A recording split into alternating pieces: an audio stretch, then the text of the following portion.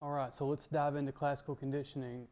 It was initially developed by Ivan Pavlov. So he was a Russian physiologist in the 19th century, and it's a type of learning where a dog learns to associate a neutral stimulus with a meaningful stimulus, resulting in change of behavior. So in his experiments, Pavlov initially conducted research on the digestive system of dogs, but he noticed that when the dogs, they wouldn't just salivate when the dogs were presented with food, but when they heard the footsteps of the person who was bringing the food. So he decided to investigate further, and that's when he set up these experiments. And what he found that was when he would ring a bell just before presenting the dogs with food, over time he noticed that the dogs began to associate the sound of the bell with the arrival of food. And so as a result, they started to salivate just at the sound of the bell alone, even when no food was present.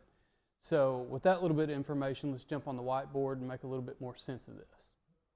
Okay, so just like I mentioned a few minutes ago, classical conditioning, it's the pairing of an unknown stimulus to a known stimulus. Another way of saying that is it's the pairing of an insignificant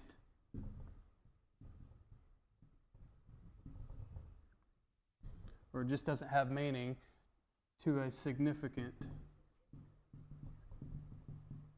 stim, or one that has meaning. And so to make it more clear, what I'm going to do is just kind of draw an illustration. We're going to call this what's known, and we're going to call this box over here what's unknown.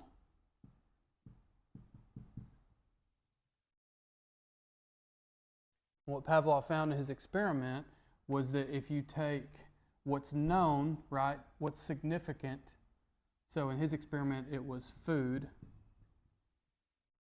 For us, we'll call it dinner. Same thing, right? And then if 1.6 seconds before he presented the dog with food or dinner, 1.6 seconds, and it doesn't have to be 1.6 seconds, but what they found in the experiments was that 1.6 seconds was optimal. So just 1 or 2 seconds, right? You don't want to go 30 seconds, and then you don't want to try to make the association at the same time. It's possible and it does happen, but 1.6 seconds is optimal.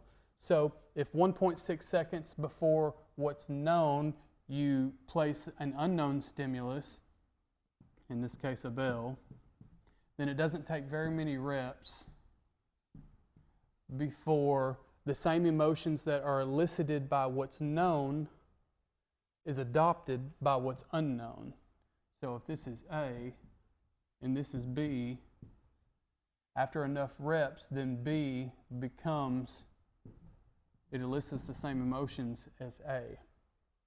So, nature provides us with millions of examples of this, right? So, for example, the thunder, or lightning, thunder, let me get it backwards here. You hear the thunder, right? And then 1.6 seconds before the thunder, you see the lightning. Doesn't take very long, and you learn that the lightning means the thunder's coming.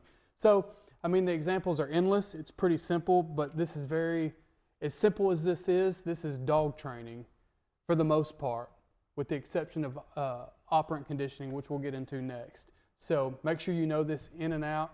We'll be using this over and over and over. We'll be referring back to it time and time again. So that's classical conditioning.